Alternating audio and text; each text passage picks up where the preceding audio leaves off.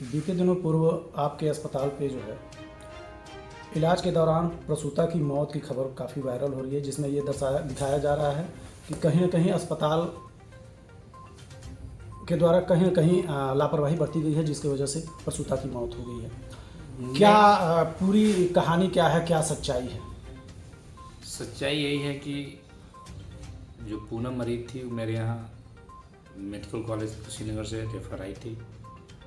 वहाँ लेकर के उनके परिजन लेकर गए थे लोग नॉर्मल कराने के लिए, लेकिन वहाँ ज़्यादा दर्द होने के नाते, रात होने के नाते वहाँ पे ऑपरेशन की सुविधा नहीं थी।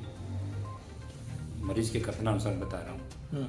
अन्य वो कहे लोग वहाँ ऑपरेशन की सुविधा नहीं थी तो रेफ़र कर दिए लोग। रेफ़र होने के बाद हमारे यहाँ फ़ोन किए लोग, तो हम लोग बताया कि हो जाएगा, देखा जाए जो होने वाला होगा किया जाएगा। वहाँ से लेकर आए लोग, तो लगभग 10 बज रहा था रात को। लेकर आए लोग तो जो स्टाफ हैं अपने नर्सें हैं देखी लोग, देख के बताए लोग। हार्ट बीट बच्चों को देखा गया तो कम आ रहा था, रिस्क ज़्यादा था, और नॉर्मल डायलेशन नहीं था तो नॉर्मल का कम चांस था, ब्लड गिर रहा था। तो ये बताया गया कि सीरियस तो है, कंडीशन ख़राब है बच्चे का, समय से पहले सर्जरी हो जाती है तो हो सके सही सलामत बच्चा निकल जाए। तो परिजन उनको कहे लो कि ठीक है, सर्जरी करने की तैयारी बना लिया जाए। तो जब वो सहमति बनाए लो तो हम लोगों ने पहले डॉक्टर को फ़ोन किया कि देखा जाए कितने टाइम में आ जाते हैं लोग। अगर समय से आने वाले होंगे तो फिर हाथ लगाएंगे, नहीं तो रेफ़र कर देंगे हम भी। फ़ोन किया गया तो जो मेरे रजिस्टर्ड डॉक्टर हैं ऑन कॉल में, उनको फ़ोन किए तो कहा हमको 2.5-3 घंटा टाइम लग सकता है। तो फिर मैंने डॉक्टर विकास जी को फ़ोन करवाया। हम कहे उन्हीं से कहे आप फ़ोन करके बोल दीजिए वो इधर हो तो आ जाए। उन्होंने बताया कि एक केस है करके मैं आ जाऊंगा। 1 घंटा के करीब में आ गए, मतलब बताया कि 1 घंटे में आ जाएंगे। तो मैंने इनके मरीज़ के गार्जियन से बताया कि 1 घंटा के आसपास में लग जाएगा, 1-1.5 घंटा तैयारी करने में भी 1 घंटा लग जाएगा। तो मरीज़ के गार्जियन तैयार हुए लोग, जो भी शर्तें थी सारी पूरी कराई गई। जहाँ लिखा पढ़ी करना था समझाया गया था। जो उनके परिजन आए थे साथ में, अनिल जो आरोप जिन्होंने लगाया है, उन्होंने पूरा पढ़ करके तो फिर दस्तखत किया उन्होंने। मैंने बताया कि धड़कन कम चल रही है, बच्चे की गारंटी नहीं दे सकता हूँ, और मरीज़ का ब्लड में इन्फेक्शन भी है, उसको भी दिक्कत हो सकती है। ये सारी चीज़ें बता दी गई। उसके बाद उनसे पूछा गया कि क्या इसके पहले कभी टीबी, झटका, बेहोशी, पीलिया वगैरह ऐसा नहीं हुआ, कोई दवा नहीं चल रही है लंबे समय से? तो उन्होंने बताया कि नहीं। फिर हम लोगों ने ऑपरेशन की तैयारी बनाया और डॉक्टर साहब को फ़ोन कर कहा गया। फिर वहाँ से निकले, आए, उसी रात को ऑपरेशन करके डॉक्टर साहब निकाले। ऑपरेशन होने के बाद बच्चा तीनों सही निकला, कोई दिक्कत नहीं रही। उस समय से भी बीपी वगैरह सारी चीज़ें सही था।